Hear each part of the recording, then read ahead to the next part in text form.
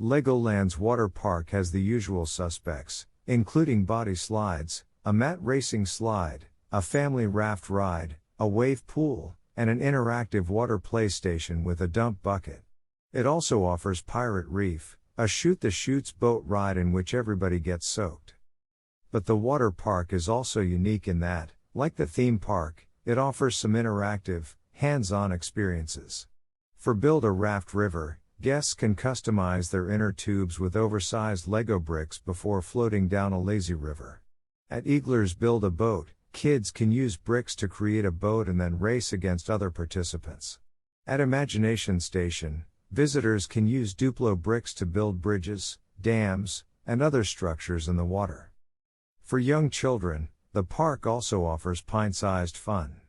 At Splash Zoo, kids can frolic among Duplo animals, while at Duplo Splash Safari, there are sprayers and other ways for children to douse themselves and others.